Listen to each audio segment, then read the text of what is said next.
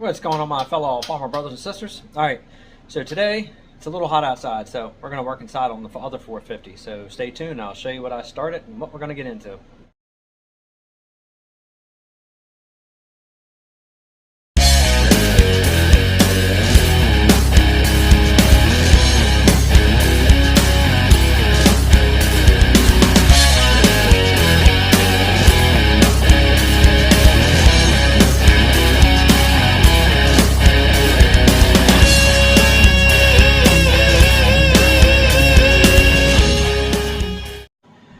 Alright, so with it being kind of hot outside, I decided let's jump into the 450 gasser since the diesel's come along pretty good. Or should I say diesel? Because somebody had to correct me saying it's not diesel, it's diesel. Potatoes, potatoes. Diesel or diesel, it doesn't make a difference. Anyway, back to the project at hand. So I'm going to spin this camera around and I'm going to show you guys a few things that I did, and this one actually really isn't that far from getting painted either. The only real issue with this tractor right now is the TA, but I need to get the plow on one of these, well, the loader on one of these tractors, and I really want it on this one because it's got the wide front on it. I'm not breaking this thing down right now for the TA. I'm not really concerned about the TA right now. I do have a replacement TA that I bought in one of the previous videos you saw. It's up in the other shed. I'm going to make that a wintertime project. I'll split this thing, pull the TA, fix the ramps and the rollers and all, put the new clutch in this thing, and then go from there. It's not that big of a deal. But right now I just want to get it painted, get everything back together. I mean, I took this thing out for a run, I don't know, about 2 days ago. Just took it out for a ride around the yard and went all around the back, around the front, and she runs good and actually drives good. All the gears work. I mean, everything works on it except for the TA slips. I mean, it could be the fact of it's filled with like milky water or rusty water right now also, and not high tran. Could be a good possibility that once I change all this fluid out and put all new high tran in there, it may end up working. It's a 50-50. It may not. But again, I'm not really concerned about it. But I'm going to spin this camera around. I'm going to kind of show you what I've been doing on this thing on the spare time. And yeah, ready to get some paint on her, so I'll spin it around. Alright, one thing I did was fix the front end. I had to fix this ball joint right here because the guy had, not the guy I got it from, but whoever had it before him, they had the tie rod all jacked up on here. Whenever I do mention about this tractor and I say the people had it before me, I don't remember the guy and his, the guy and his son who had it before me, because they didn't get a chance to do a lot to it. They just pulled the sheet metal, tried to get it running, and I guess life got in the way and they just get a chance to finish it. So whenever I say I don't mean those guys. they're a pretty cool father and son, so no, I have no issues with them. They tried their best, but like I said, I know life gets in the way and sometimes you can't get into things. So the people who had this tractor before them, they also had this front end shimmed very oddly with all these, and I'm not sure why they had it tilted the way they did, because they actually, you know, lost the caster to this and actually had this tip. It was really goofy, this whole setup. But anyway, I got the distance now between there and there like it's supposed to, and I got the front end back where it's supposed to be. And like I said, I took it out for a run and she ran good this way. I cleaned up all the areas of the ball joints, tightened everything up, put new cotter pins in it. So the front end's ready to go. Eventually this front end is going to need some new bearings and stuff in there, but I'm undecided if I want to rebuild this Schwartz right now, or eventually if I'm going to put that original IH front end underneath this tractor. If I end up pulling this front end back off, then I'm going to go ahead and rebuild everything, and then I don't know, I might throw this one on the 460 and I might put the original IH on this one. So anyway, so I do got the front end back working and everything feels pretty good on it. I did put the other starter on that I got from that other guy with that parts trade, and this thing works beautiful on here. Had a bad solenoid on the other starter, and that was another issue I was having, so I'll put the other solenoid on from the 300. Everything works. Started cleaning up a little bit here and there. I got the belly pump working, not belly pump, geez, the belt pulley unit working, so that all engages now. But I kind of hastily sat it on there and sat all the covers on when I took her for a run, so she spewed up some of her nasty fluids.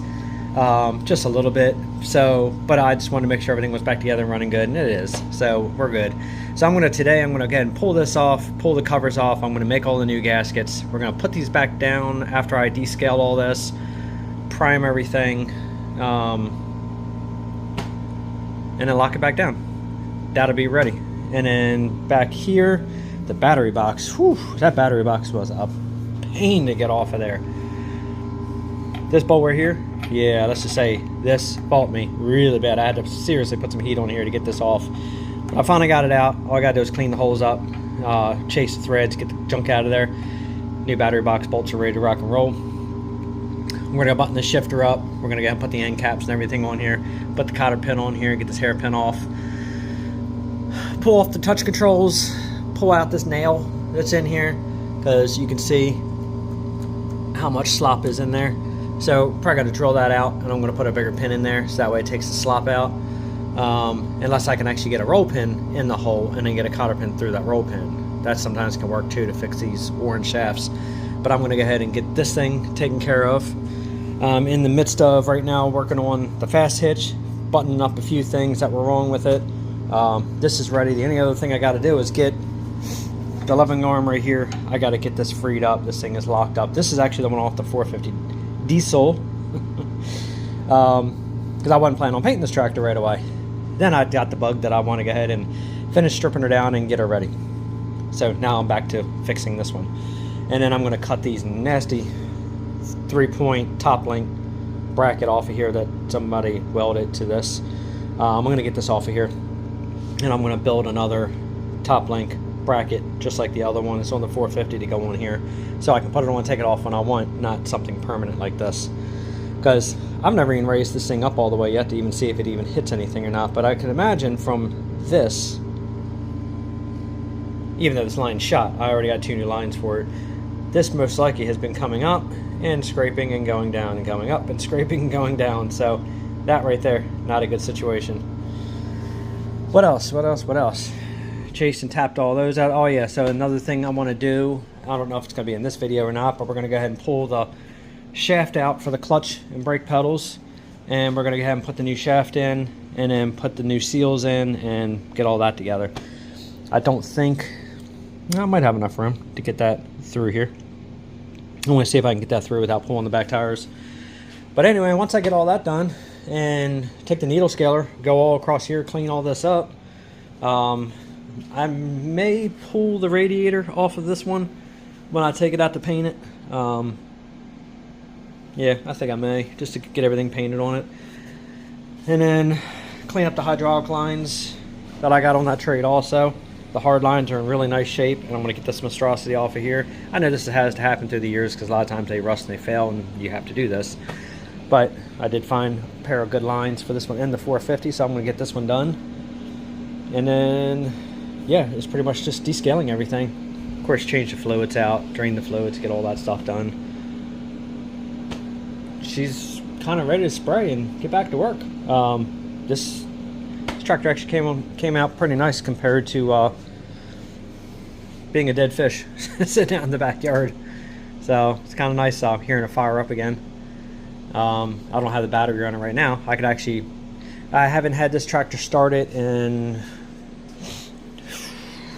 I don't know, well over a month at least. It's been sitting in here, and the other day I set the battery on it, turned the fuel on, hit the starter, and probably not even the second revolution the thing fired right up and idled without even pulling the choke. It runs really good now. It runs good, it sounds good, it pulls strong. It pulls so strong that it'll actually move the radiator and make it hit the shroud. So that's why I got to get the new radiator supports and everything underneath of it, so I can get the radiator and get the new rubber mounts down and get all that tightened down where it needs to be. Because let's just say, yeah. Anyway, I do also have the new rod to go across the radiator support. So all in all, yeah, everything actually came out really nice on this tractor. Gonna get these wheel weights off of here for now, so I can get the rims off and everything, because actually the rims actually are in really good shape on here. The hubs are good. Everything's in good shape on this. The only downfall of this whole entire tractor is this one tire. If I could find a replacement power mark like this one, I would actually just buy one tire and put one tire on this tractor, because this one here is in great shape. Plenty of life on this tire, but the Goodyear is worn. So I don't know, I'm thinking eventually I might just search for one Goodyear and just try to replace this one, get this one off here, see if I can find somebody possibly with a power mark, because if I'm not mistaken they changed names and I don't think I can get this one anymore. If not, maybe I can get one with a very similar tread pattern. It's just a shame to have to get rid of this one right now. But other than that, guys, yeah, I think we're pretty much ready to rock and roll and start descaling this and get all this old nasty chip paint off of here, and let's get this thing cleaned up. It's gonna be nice to actually see both these 450s in paint.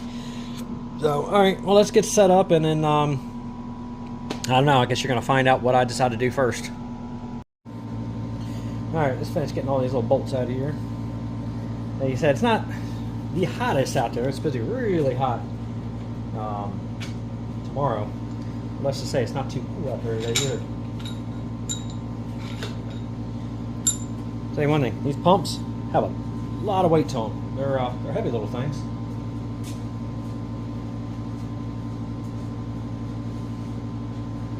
Just kind of decide whether or not I want to put this thing back on, because I'll probably never really need it on this tractor. But I figured, why not? It came with it. Let's just put it back on. Alright, so let me get this beast back out here.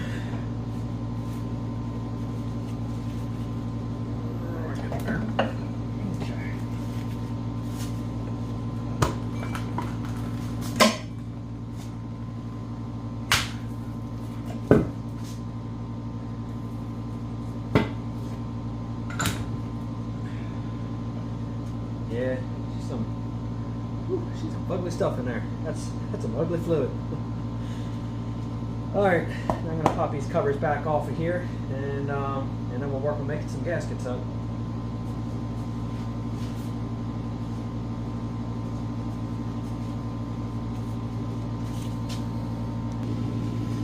Yeah, I can show you how beautiful that is in there. Doesn't that look nice? So yeah, that should make a difference, at least in how this thing runs. Well, sounds, well, feels. Well, it's going to make a difference somewhere. But it'd be really cool if it actually does make a difference on that TA. So it might not. Don't know.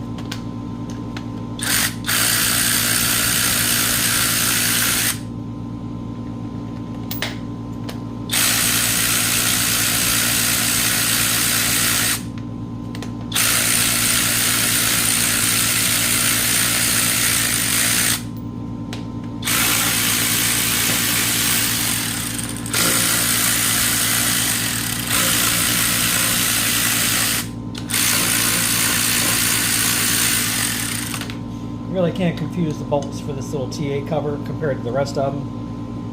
Here, I'll get one out.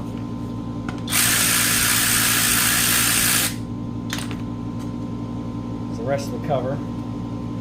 The bolts are a little longer, about an inch like that, and they're coarse thread. And then the ones for the actual TA, that little cover, is a fine thread, and they're probably only like a ½ inch. So, can't really mix those up.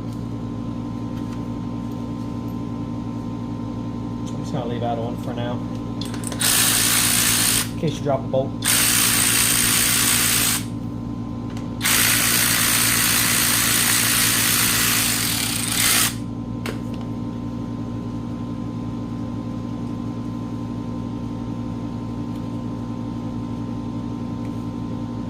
So my plan is to get this off. I'm going to sandblast these parts. I'll wire wheel that belt pulley assembly, and then make the new gaskets out for here, get everything back down, and then descale these areas through here, and then I'll probably go ahead and shoot some primer on it, prime that pump, and then put everything back down. Yeah, that'll probably sound like a plan.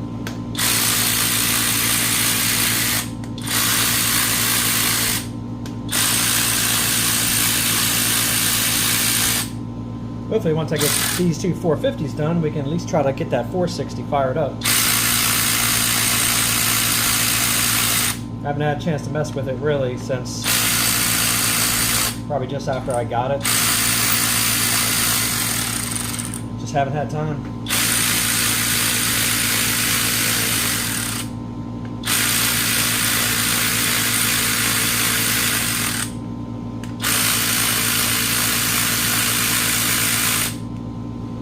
Okay, that's it for the covers. Put that over there. And let me set all these down here on the ground. Put that off again. Wipe some of this stuff away. And let's take that off again.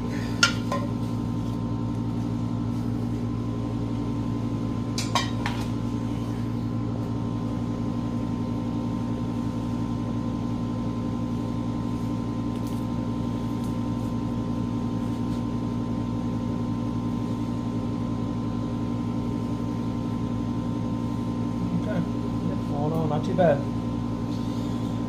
Alright, well, I guess now it's going to be clean up, and then I don't know if I can get these gaskets off. I'm going to attempt to get them off. If I can, I can trace them. If I can't, I'm going to lay the gasket material on here, take a hammer, hit around it real easy, make the impressions, and then we'll cut it out from there. So, alright, give me a second here, and then let's get that moving. Alright, see if we can get these up real easy.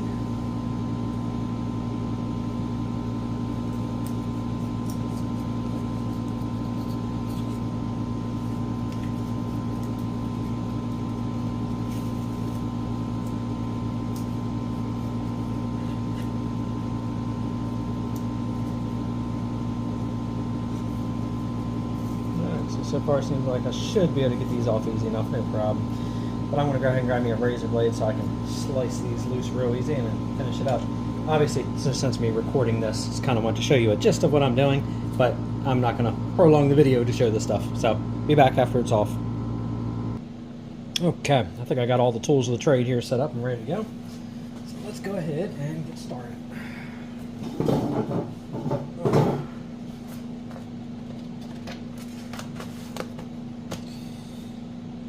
I can get the biggest one out of this used piece, and I'll go from there. I'll go ahead and roll up.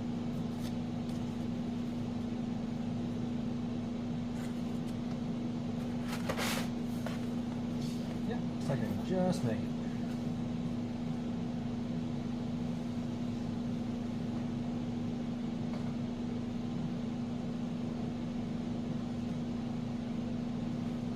Not really a rocket science to cutting these out. Just lay it on there, keep it nice and flat, straight, trace it, and then I'll show you the punch that I use to punch the holes. And then around all your corners, make everything match.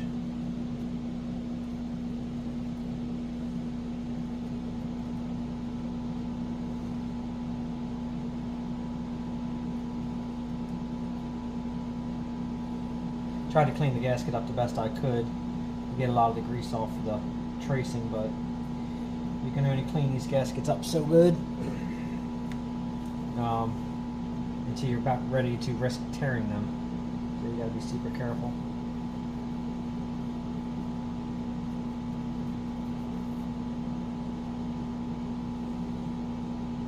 And then areas where it's torn through like that, I can just put a straight edge one and continue the line.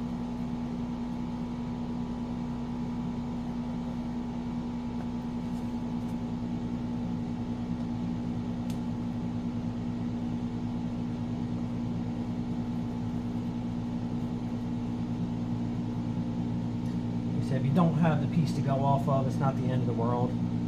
You can just lay the gasket material on that part and lightly tap it with a hammer, and you can actually make the impression and then just trim it out from there. So, like I said, for the most part, it's no big deal.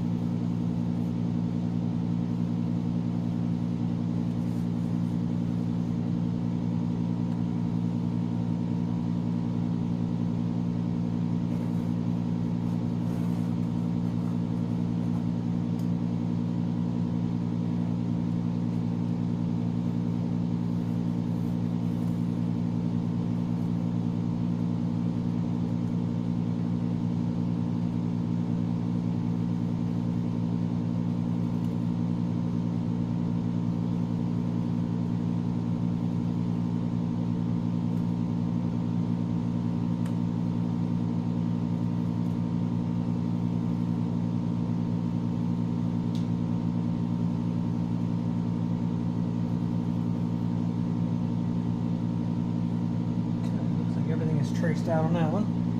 And that was super greasy.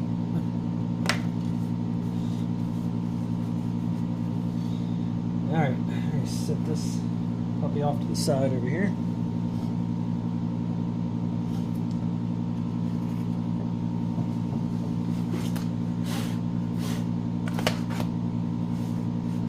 See if I can see a lot of these pencil lines.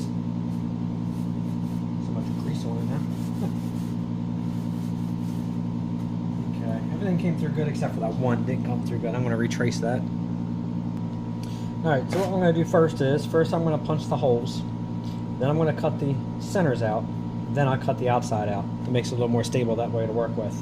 So obviously what I'm using to cut my holes out, just like a little leather punch kit.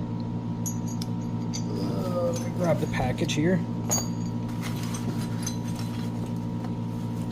There's the name of the company right there. Again, just a little kit off of off of Amazon. I've been doing a lot of buying off eBay lately. But yeah, nice little kit, nice and handy to have. Not like some of the good old school tools that actually are super sharp, but let's just say they're sharp enough to do the job for what we're doing. So all in all, not too bad.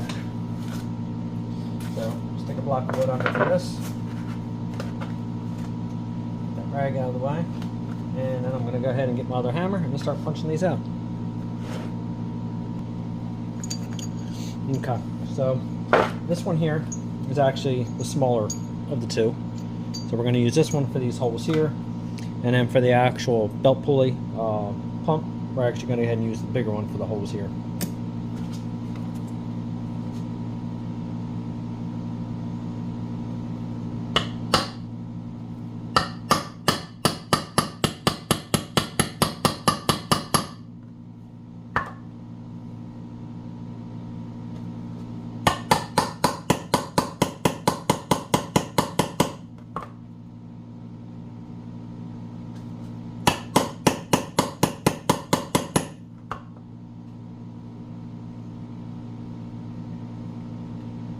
Now I can show an example.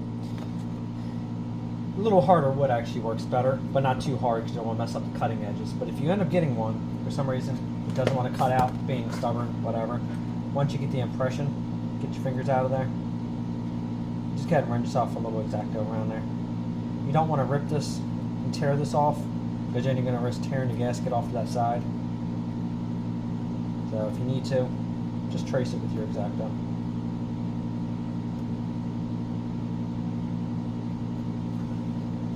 Like that, and it'll pop it right out. And then you won't have those issues of tearing your new gasket. Just like that. Easy peasy. Alright, let's get the rest punched out. Alright, all punched out, and unfortunately, not really much you can do with these little gaskets unless you're planning on making like a little miniature tractor or something, but other than that, no more good. But you'll see that these actually will start to fill up with all those little pieces. So you can either leave them in or push them through and just dump them out. Pretty easy. Alright, let's go ahead and get this cut out. Alright, so you can either use one of the two, X-Acto or a razor. I decided to use the actual utility razor for cutting these out because sometimes the X-Acto blades, if you're pushing down hard, they'll kind of move a little bit. They have flex to them. Might not get you the best gasket. So you need to cut corners, then yeah, you can use that. But personally, I like a regular knife for this. Now what I'm going to do on the straight runs is go ahead and put my little ruler across there. And then I'm going to go across that real easy. Keep your fingers back.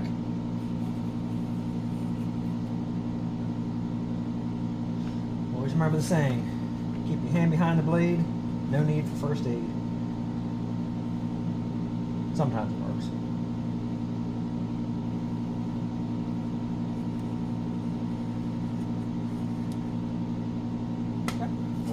Straight runs cut, and then just easy follow around your pencil line.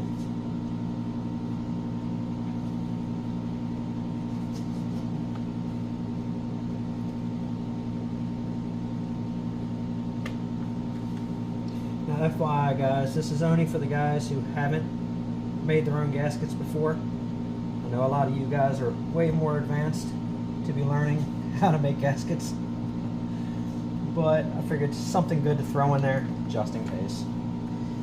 Alright, let me get this little corner here cut loose. Alright, so what I want to do is I'm going to keep a hold of this, because a piece like this, you never know. There could be something small that you can make out of this. You could cut little pieces out for whatever. So it's a good idea to keep stuff like this for that just in case situation. Just throw it in the box.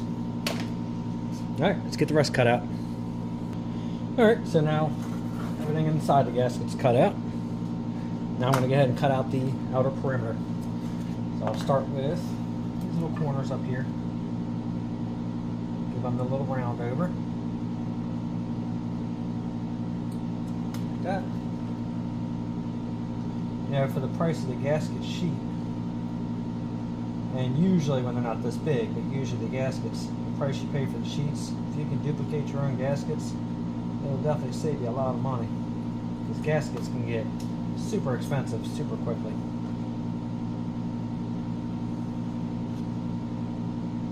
So, if you get on a weird corner like that, you can't really get your scissors in there. You should have little trim scissors like that. These actually have like a slightly rounded blade.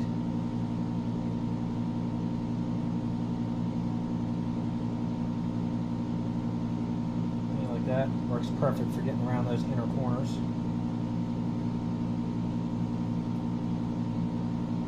Since they're so teeny, that's all I use it for.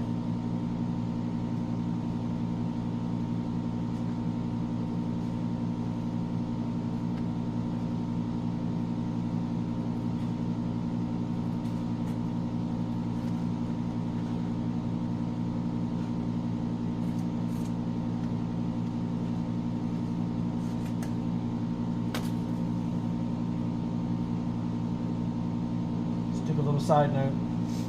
Bright lights help pick up that graphite pencil too when you're cutting these. Because sometimes that graphite will get lost. Now I don't use a Sharpie because the tips are a little fatter and it might not give you a true gasket size to what you have. So I usually don't use a Sharpie. Just a nice sharp pencil and a bright light.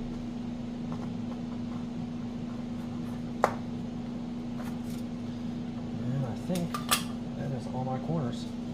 And there we go. Now we have one replacement gasket. Way cheaper, way easier.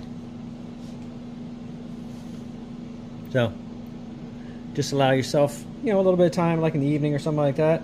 You can almost take this inside the house, throw down some towels on the kitchen table, as long as your wife's okay with it, and trim these out in the evening. It doesn't really take long to make your gaskets. So I'm not going to go through the process of making the other two. Just kind of want to show that one, and then we'll get back on the tractor. Alright, let's get this drain plug out of here. It was fun breaking it loose. It's completely rounded off. Obviously, that next thing's going to get replaced. Easy enough. And there's that awesome oil. Yeah, there's really no wonder why that Hytran isn't working. Now I'm hoping that this is kind of low because I just realized that I forgot to bring my other bucket in here. So I'm hoping I don't have 15 quarts in here. I don't think I do. But we're going to find out because it's going to make an absolute mess when I try to shove this plug back in. Let's just say I hope she slows down soon. The diesel, after I finished the ejection pump on it and got everything done, that's why I was waiting to change the oil on the tractor. I pulled the drain plug out of there. And let's say I fill up this 5-gallon bucket and some. I got probably about 5.5 quarts worth of oil and diesel out of that engine. That's why I didn't run that tractor much, because I didn't want to replace it with those bad seals in that ejection pump. But I'll tell you one thing, when I pulled that plug, yeah, it was almost like somebody eating, 5 jars of Carolina Reaper peppers the next day. Total liquid. Yeah, it was bad. It was real bad. So let's just say she's got all fresh oil, all new filters, all everything in there, and so far I've run it a few times, been sitting, not a drip of diesel coming out on the ground, no oil, no anything. So definitely a well worth fix. We're getting close, but let's just say we're not there yet. Let's say I'm a little less nervous about shoving that plug in there because it's not coming out as hard now. But I still think I might end up filling this up. Or maybe not. She's slowing down. So a 15-gallon setup, I got less than 5 gallons into it.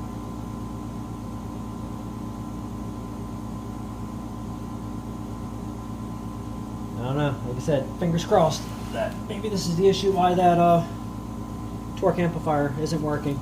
It's, you know, it either could be or couldn't be. Sometimes it could be as simple as the adjustments in the fluid. Sometimes it's the ramps and the rollers and all that situation. So, like I said, if it's still out wintertime, I'll split her and then take care of it with a new clutch knob. Clutch knob works good in this thing, but I'll still replace it since I'm in there. But if it ends up working, I don't have to worry about it. So, I guess we'll find out soon enough. Yeah, I don't know why I'm cleaning this. I'm tossing it anyway. Yeah, I'm probably close to a good gallon to 3/4 of a gallon before this is even filled yet, and she's slowing down quite a bit. So I'm just gonna let that do its thing. All right, let's go back up top side and check things out. Now I just had a brain fart. Doy. Besides this plug here, there's a plug back underneath there too. We got to pull that right there. Might be where the rest of the fluid's lying. I know a little bit is sitting. Woo, here we go. I know a little bit sitting in here, so I might splash a little bit of diesel down there, clean a little bit of that out, get some of that out of those little passages, and do a little quick cleaning with some diesel, and then we'll get that back plug back here pulled out. So, all right, let me go find another 5-gallon bucket.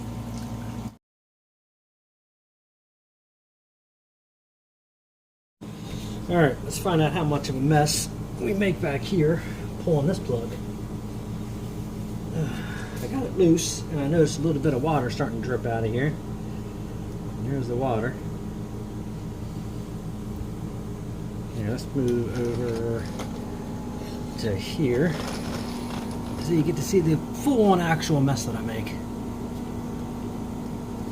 if I can get a light on. Yeah, it helps a little bit. So back here, this is notorious for basically being a catch pan for the water because it all settles. See, I really don't want to pull this plug out fast.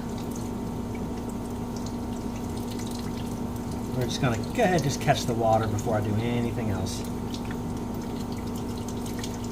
I'm trying to keep it all in the bucket at least.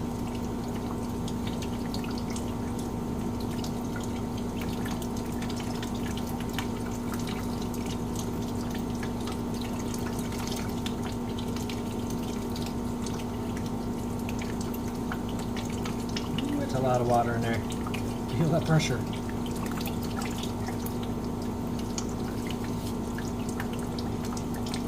Alright, stay in the bucket.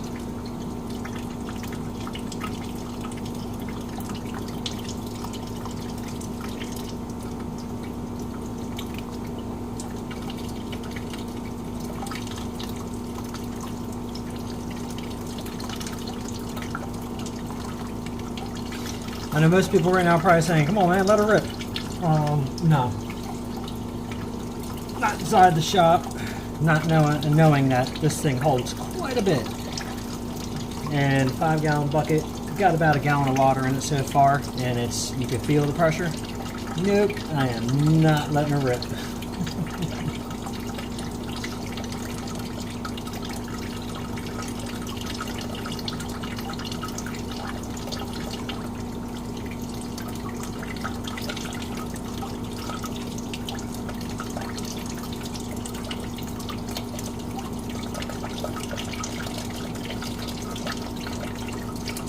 Whew, a lot of water in here.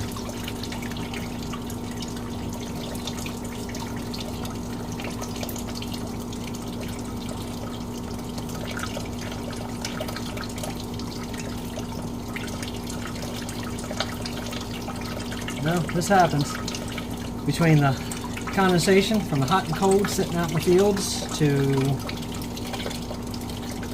the gaskets and seals on top side, a lot of times not being all that good. Plenty of places for water to get into. So, it's not an odd thing here.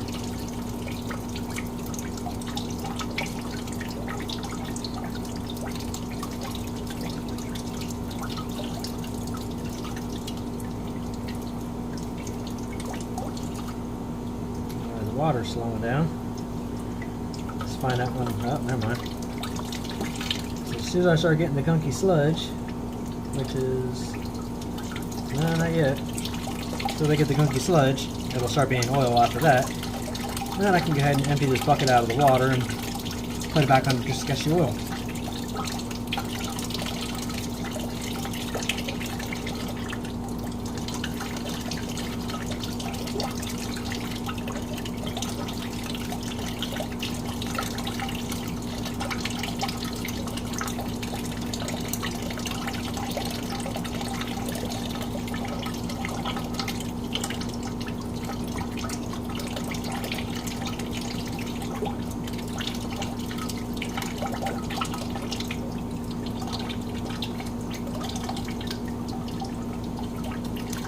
Alright, we'll be back in a minute.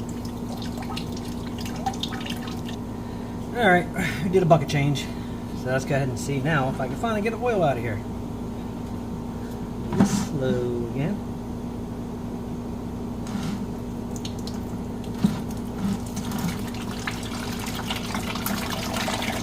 Oh boy.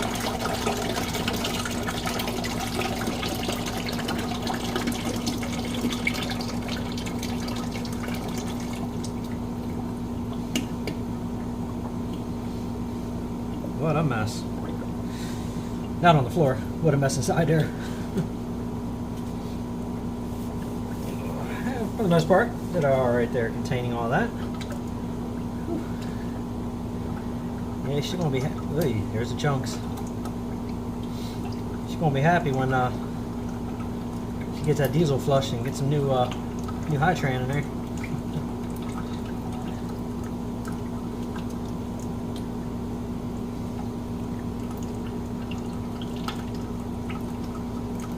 Alright, well, we're just going to go ahead and let that thing do its draining for a little bit, and yeah, let's head on top and start putting some diesel in it. Alright, so I went ahead and pulled, obviously the plug you saw, plug in the back with all the water, and then the plug down below underneath the TA. I pulled that, I left that plug open. Now what I'm going to do is go ahead and hook up this nice little Harbor Freight transfer pump. I'm going to stick it down inside the diesel, take this in, clean this out a little bit. Alright, so let's go ahead and get her done.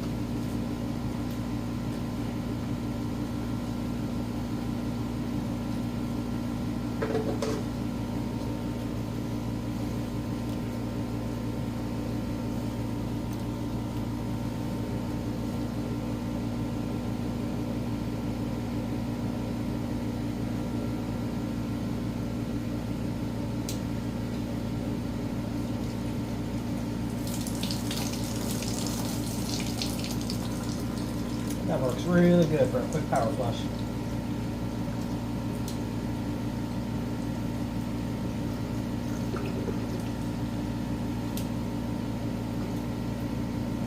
Obviously, diesel's a little expensive to actually waste it, so I'm going to clean out what needs to be cleaned out and going from there. I do got to get that stuff out of those pockets in there. And I got to say though, this little pump from Harbor Freight actually works really good. But unfortunately, I do have to sit this up a little higher because it's a little low for what I'm doing here. Alright, let me go get my stand and raise this thing up.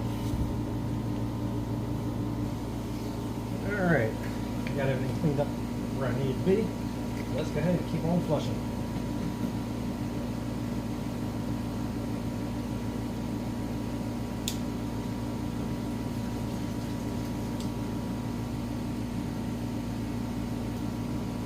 Now it might have a little parts washer, doesn't it? This actually works really good for this.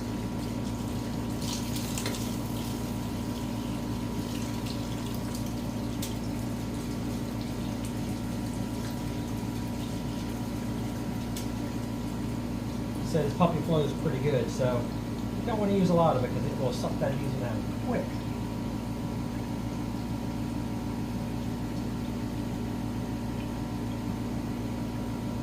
But that looks pretty good in there. So I'm going to go ahead and drain that stuff out of there. And we're going to move this back to the gear shift, the fill hole next to it, and then let it drain out that rear end. And it should be flushed enough to go ahead and fill this thing back up. But that's going to be another day.